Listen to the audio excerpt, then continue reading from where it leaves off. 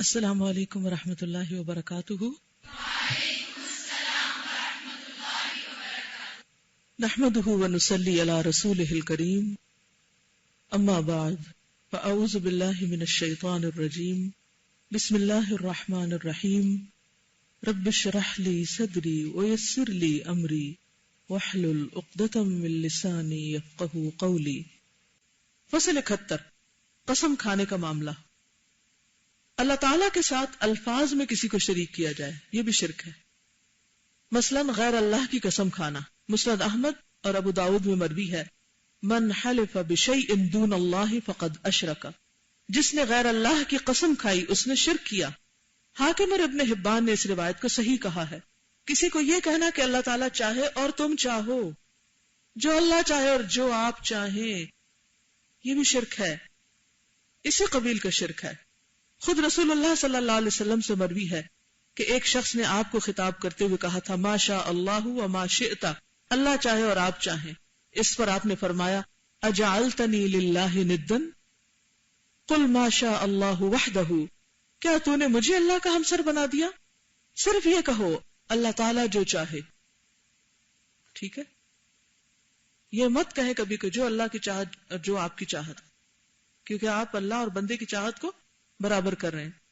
غور کیجئے کہ یہ حکم تو مشیت اور چاہنے کے متعلق وارد ہے، حالانکہ بندے کے حق میں خود اللہ تعالیٰ نے مشیت اور چاہنے کا اس بات کیا ہے، یعنی بندے کی چاہت بھی ہے، لیکن اللہ کی چاہت کے ساتھ نہیں، برابر نہیں۔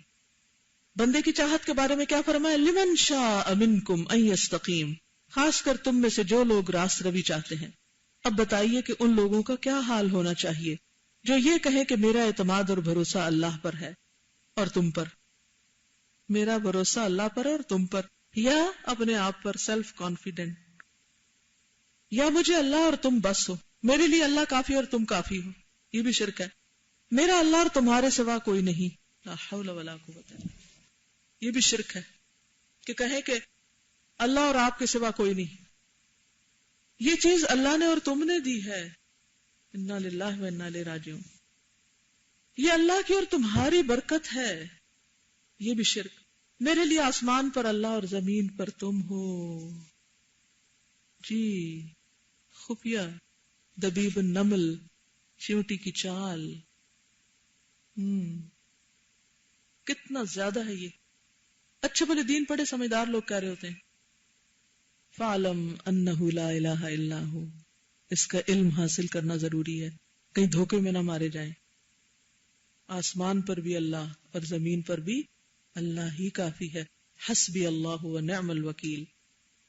ان لوگوں کا کیا حال ہونا چاہیے جو یہ کہیں کہ قسم اللہ کی اور فلاں کی، جیسے تیرے سر کی قسم اور اس طرح کی باتیں، یہ چیز اللہ کی نظر ہے اور فلاں کی نظر اللہ، نیاز حسین کہتے رہتے ہیں، میں اللہ اور فلاں کے لیے توبہ کرتا ہوں، میں اللہ سے امید رکھتا ہوں اور فلاں سے، وغیرہ ذالک۔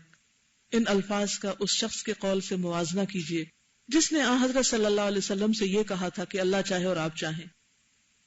غور کیجئے کہ وہ لفظ بھاری ہے یا یہ لفظ۔ یقیناً جس کے کلمے کے متعلق آپ نے یہ فرمایا، اس کے مقابلے میں کلمات اس جواب کے زیادہ مستحق ہیں۔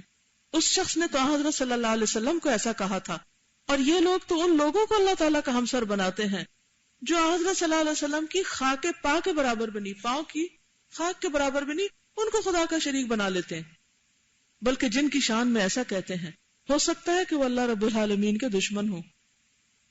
پس سجدہ، یہ اہم چیزیں ہیں، یہ یاد رکھنے کی بات ہے۔ سجدہ عبادت، توکل، انابت، تقوی، خضوع اور خشیت، عاجزی اور ڈرنا، اعتماد، توبہ، استغفار، نظر و نیاز، قسم، تسبیح و تکبیر، تہلیل و تحمید، حمد و ثنا، خاکساری، انکسار، بغرض عبادت سر منڈانا، گھر کا طواف، دعا، یہ تمام امور محض اللہ تعالیٰ ہی کے حقوق ہیں، ذات الہی کے سوا کوئی بھی ان کا مستحق نہیں، ذات خداوندی کے سوا کسی کو بھی یہ حق دینا جائز نہیں، نہ کسی مقرب الہی کو اس کا حق پہنچتا ہے، نہ کسی نبی مرسل کو۔ چنانچہ مسند احمد میں روایت ہے کہ حضرت صلی اللہ علیہ وسلم کے حضور ایک شخص آیا جس سے کوئی گناہ سرزد ہو گیا تھا. آپ کے سامنے کھڑا ہو گیا اور کہنے لگا اللہم انی اتوب الیک ولا اتوب الی محمد. اے اللہ میں تیری بارگاہ میں توبہ کرتا ہوں، محمد کی بارگاہ میں توبہ نہیں کرتا صلی اللہ علیہ وسلم. یہ سن کر حضرت صلی اللہ علیہ وسلم نے فرمایا قد عرف الحق لأہلہ، اس نے حق کے حقدار کو اچھی طرح پہچان لیا کہ کس کی طرف رجوع کرنا چاہیے. جی اس سب کو پڑھ کر میرے دل میں یہی آتا ہے کہ جو مومن یا مسلم ہے وہ کبھی ایک لمحے کے لیے بھی آپ غافل نہیں ہو سکتے اپنے عمل سے، اپنی سوچ سے. تقویٰ یہی تو ہے کہ وہ اندر چراغ جل رہا ہو کہ جو ہر وقت دکھاتا رہے کہ وہ چونٹی آ گئی، اور اتنا کانشیس ہونا چاہیے کہ چونٹی کی چال کو بھی سمجھے. بالکل اللہ نے ہم کو حساس بنایا ہے، لیکن آپ کو پتہ ہے ہم کس معاملے میں حساس ہیں؟ اللہ کے بارے میں نہیں، اپنے بارے میں. ہمیں تو کوئی چونٹی کی طرح بھی ہمارے اوپر آ جائے تو ہمیں فوراً احساس ہو جاتا ہے، ہم برہم ہو جاتے ہیں. لیکن اللہ رب العزت کے بارے میں کوئی بڑی بڑی باتیں بھی کہہ دے تو ہماری غیرت کو کچھ بھی نہیں ہوتا. جو آخر میں آپ صلی اللہ علیہ وسلم نے فرمایا نا کہ اس نے حق کے حقدار کو اچھی طرح پہچان لیا، ہمارے یہاں شرک بڑھنے کی ایک وجہ یہ بھی ہوتی ہے کہ جس کو شریک ٹھہرایا جاتا ہے وہ اس تعریف کو سن کر خوش ہو جاتا ہے. اور آپ صلی اللہ علیہ وسلم نے یہاں پہ اس چیز کی نفی کی، بالکل اس کو اپریشیٹ کیا. فرمائیے موتی کی طرح ہے باریک اور ہم نہیں خود بچ سکتے، تو جو اللہ کے رسول صلی اللہ علیہ وسلم نے دعا اس میں سکھائی ہے وہ ہم کثرت سے پڑھیں. بالکل، تو پھر اللہ تعالیٰ توفیق دے دے گا اور پہچان دے دے گا. بالکل من یتق اللہ یجعل لہ فرقانا، اللہ کا تقوی جو ہے وہ فرقان پیدا کرتا ہے اور پھر انسان کو باریک چیزیں بھی سمجھ آنے لگتی ہیں اللہ ہی کی دی ہوئی توفیق سے. جی میں یہ کہہ رہی تھی کہ بعض اوقات ہوتا ہے کہ جب ہم اکیلے ہوتے ہیں تو ہمارے پہ ہمارا نفس جو ہے وہ بہت زیادہ حاوی ہوتا ہے، اور شیطان بھی اور نفس بھی، اور خاص طور پہ وہ لوگ جنہوں نے بچپن سے اللہ کی عبادت نہیں کی ہوتی ان پر. اچھا اب وہ جب کسی کے ساتھ ہوتے ہیں، نیک کمپنی میں ہوتے ہیں، تو ان کا دل تو ویسے بھی ہر وقت چاہ رہا ہوتا ہے کہ ہم اس طرح سے بات کریں اور ایسے، لیکن وہ اکیلے میں وہ اپنے نفس کو اور شیطان کو حاوی نہیں اس پر ہو پاتے.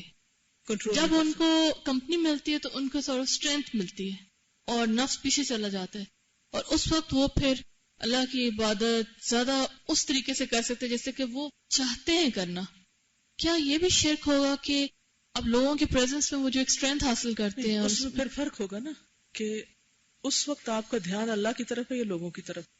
اگر تو اللہ کی طرف ہے تو پھر آپ سمجھیں کہ نیک صحبت کا جو اثر ہے وہ آپ پر ہے، اور اگر اللہ سے ہٹ کر بندوں کی طرف دھیان زیادہ ہو رہا ہے تو پھر وہ نیت میں خلل آ رہا ہے. اور اسی سے مجھے یہ بھی خیال آ رہا تھا کہ جیسے ماں جب اپنے بچے کو جب پالتی ہے تو وہ جب شروع میں اس کو سکھاتی ہے تو بچہ جو ہے وہ ماں کی کمپنی میں تو ٹھیک رہتا ہے جو اس کو سکھا رہی ہوتی ہے، جب وہ اس سے الگ ہوتی ہے تو پھر وہ ظاہر ہے اس پہ نہیں قائم رہتا. لیکن over a period of time جب ایسا ہوتا جاتا تو آخر میں پھر ایک ایسی بھی سٹیج آ جاتی ہے کہ جب ماں نہیں بھی ہوتی تو وہ صحیح ہوتا ہے. تو اسی سے میں سملیرٹی اس میں لا رہی تھی کہ جیسے جو کسی بھی سٹیج پہ جب وہ اللہ کے دین کو شعوری طور پہ اختیار کرتا ہے اور اللہ کی عبادت کو، تو وہ ایک بچہ ہی ہوتا ہے نا، اس کا نفس تو بالکل بچوں کی طرح ہوتا ہے، اس کو عادت ہوتی ہے اپنی منمانی، بلکہ وہ اس بچے سے زیادہ خطرناک بن چکا ہوتا ہے تب تک. تو اس کو تو اور بھی زیادہ ضرورت ہے کہ وہ کسی کی کمپنی میں صحیح رہے، لیکن اس کا ٹارگٹ ہر وقت یہ ہونا چاہیے کہ میں اکیلے وہ کمپنی سے سیکھ کر پھر انڈیپینڈنٹ بھی ہو جائے. صحیح.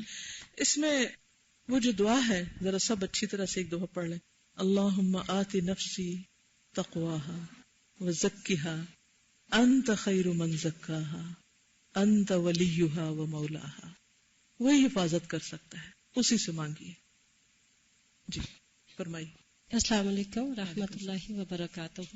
مجھے تھوڑا سا وہی ہے کہ توکل پہ بات ہو رہی تھی تو یہ مجھے ایک یاد آ گیا کہ میری ایک دوست ہے تو اس نے گھر بنایا، کافی اس پہ قرض بھی تھا اور اس کے بیٹے نئی جاب لگی اور دونوں بیٹے آگے پیچھے تو انہوں نے شادی کر لی.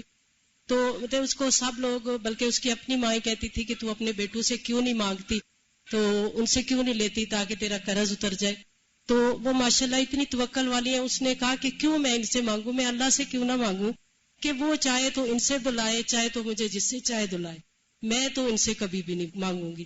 تو یہی بات کہ توکل ہمیں اللہ سے ہونی چاہیے، ہمیں اللہ سے مانگنا چاہیے، وہ چاہے اولاد سے دلائے، چاہے بھائیوں سے دلائے، چاہے فرشتوں سے دلائے، جہاں سے چاہے وہ ہمیں دلائے. تو ایک اور بات یہ قبروں کی، ہمارے گاؤں کے قریب ایک قبر ہے تو اس کا لوگ طواف بھی کرتے ہیں، جوڑوں کے درد کے لیے 7 چکر لگاتے ہیں، اور وہ بےچارے خود بے اولاد مرے ہوئے ہیں اور جا کے وہاں اولادوں کی منتیں مانتے ہیں، اور وہ یہ ہے کہ وہ چڑھاوے چڑھاتے ہیں. تو مجھے اس پہ بھی ہے کہ اگر وہ بےچارے اس قابل ہوتے تو وہ خود بے اولاد کیوں مرتے، اپنے لیے کیوں نہ کچھ کر لیتے. تو اس کے لیے تھوڑا سا میں آپ سے پوچھوں گی کہ اس کے لیے ہمیں کیا کرنا چاہیے، کیونکہ یہ شرک تو بہت ہی زیادہ ہو رہا ہے، یہ قبروں والا جو ہے خاص طور پر. اللہ کی عظمت دلوں میں ڈالنی چاہیے تاکہ لوگ ان سے ہٹ کے اللہ کی طرف جائیں. السلام علیکم استاذہ، آپ نے پچھلے لیکچر میں بتایا تھا کہ ایک صورت میں ہم یہ بھی شرک کرتے ہیں کہ اگر یہ نہ ہوا تو ہمارا کیا بنے گا، رزق کے بارے میں. السلام علیکم استاذہ، آپ نے اس میں بتایا تھا حفظ نفس، آپ نے آئی گیس یوز کیا تھا کہ اس کا ایک اور میننگ یہ بھی بنتا ہے، لیکن اگر حفظ نفس یوز کیا جائے تو نارملی دیکھنے میں آیا کہ کچھ نفس کو عادت بھی ہوتی ہے کہ کچھ لوگ پڑھے ہوتے ہیں لا الہ الا انت سبحانک انی کنت من الظالمین، لیکن کوئی بچہ آئے گا تو اسکولڈ کر دیں گے، اس کو گالیاں دے کے بھگا دیں گے، لیکن ان کی روز کی تسبیح انہوں نے وہ پڑھنی ہے لیکن ایکنالج نہیں کریں گے.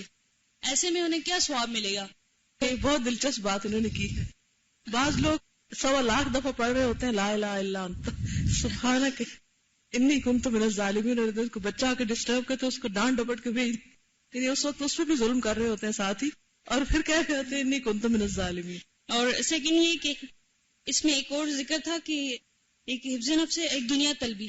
تو کچھ اسٹوڈنٹس ہوتے ہیں نارملی وہ نماز نہیں پڑھتے، لیکن پیپرز قریب آتے ہیں تو وہ پڑھنے لگتے ہیں نماز صرف پیپرز کے لیے، اور پیپرز کے بعد چھوڑ دیتے ہیں، یا کوئی ایک وظیفہ کرتے ہیں. تو اس کا مطلب ہے کہ وہ دنیا طلبی کے دنیا طلبی، شاباش، ویری گڈ ایگزامپل، کہ دنیا طلبی کے لیے وہ نماز پڑھ رہے ہوتے ہیں. ٹھیک ہے. اور تیسری ہوتی ہے رسپیکٹ کے لیے، جیسے کہ اب گھر میں کوئی بڑا ہے، اگر بچے نماز پڑھے اور بڑا بھی نہیں پڑھا تو اس کو تھوڑا ہوتا ہے کہ میرا روب نہیں رہے گا، یا پھر وہ بیٹھ کے تسبیح لیا رکھتا ہے چاہے وہ ٹی وی بھی دیکھ رہا ہو، تو اس کی رسپیکٹ کے لیے تو عزت اور جا کے لیے مطلب دیکھنا، تسبیح پڑھی جا رہی، یعنی روب جمانے کے لیے تسبیح ہاتھ میں لیے پھرتا ہے اور باتیں بھی کر رہے ہوتے ہیں اور تسبیح بھی گھما رہے ہوتے ہیں. یہ میری سمجھ میں کبھی نہیں آیا کہ بول کچھ رہے اور ہاتھ اس کے خلاف جا رہا ہے.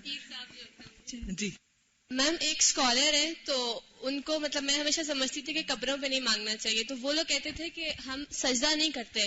جو ان کے پیر صاحب تھے وہ کہتے تھے ہم ان سے دعا کے لیے کہہ رہے ہیں شہید ہے. آپ خود قرآن میں پڑھتے ہیں کہ شہید زندہ ہوتے ہیں، تو جس طرح ہم زندہ انسان کو دعا کے لیے کہہ سکتے ہیں، ہم ان کو کہہ سکتے ہیں دعا کے لیے. اوکے، اس کمرے سے باہر جہاں اسپیکر نہیں جا رہا کوئی میرے لیے دعا کرے. انہیں اس دیوار کے پیچھے سن ہی نہیں رہا. جس شخص پر ٹن مٹی پڑی ہوئی ہے وہ کیسے سن سکتا ہے؟ آپ کی ایک تفسیر میں تھا کہ حضور پاک صلی اللہ علیہ وسلم کی جو محبت ہوتی ہے وہ اللہ کی محبت تک پہنچنے کا ذریعہ ہوتی ہے. تو لوگ جو حضرت محمد صلی اللہ علیہ وسلم کے نام کی نظر یا وہ سب کرتے ہیں، تو اس کے بارے میں کیا ہے؟ مطلب نہیں صحیح. اس محبت کا مطلب یہ ہے کہ آپ کے طریقوں کی پیروی کی جائے تو وہ اللہ کو پیارے تھے تو ہم بھی پیارے ہو جائیں گے. اس کا یہ مطلب نہیں کہ نبی صلی اللہ علیہ وسلم کے نام کی قربانی کی جائے. ان کی طرف سے ہم کر سکتے ہیں، ان کے لیے نہیں کر سکتے. السلام علیکم. وعلیکم السلام. ایک جگہ اگر ہم نماز پڑھ لیں اور وہ سجدہ گاہ نہ بنائی جائے، کیونکہ درگاہ اگر اس ٹائپ کا اور نماز کا ٹائم ہو جائے تو پھر کیا کر سکتے ہیں؟ اس میں نیت پہ ڈیپینڈ کرتا ہے نا کہ آپ کیوں نماز پڑھ رہے ہیں، لیکن کوشش کریں کہ ایسی جگہوں پہ جائیں ہی نہ. السلام علیکم. میں نے یہ پوچھنا تھا کہ بعض اوقات ہم دوسری ایکٹیویٹیز کو بہت زیادہ ٹائم دیتے ہیں اور اللہ کے لیے کم ٹائم نکالتے ہیں، تو کیا وہ بھی شرک ہے کہ ہم ان ایکٹیویٹیز کو مطلب جو ہماری اتنی نہیں ہے، جیسے ہم نیٹ پہ بیٹھنا ہے، جیسے لائبریری، جیسے فون پہ فرینڈ سے بات کرنا، تو وہ بھی شرک میں اگر وہ نماز کا وقت بہت ہی تاخیر آپ نے کر دی اور فرائض آپ نے چھوڑ دیے تو پھر ٹھیک نہیں ہوگا. ٹھیک ہے، اوکے. انشاءاللہ شرک کے بارے میں مزید بات کریں گے. اب یہ نہیں کہ ہر چھوٹا بڑا گناہ ہر چیز کو شرک کا نام دینا شروع کر دیں، اس میں اور بھی قسمیں ہیں. اوکے. سبحانک اللہم و بحمدک نشہد ان لا الہ الا انت نستغفرک و نتوب الیک. السلام علیکم و رحمۃ اللہ وبرکاتہ.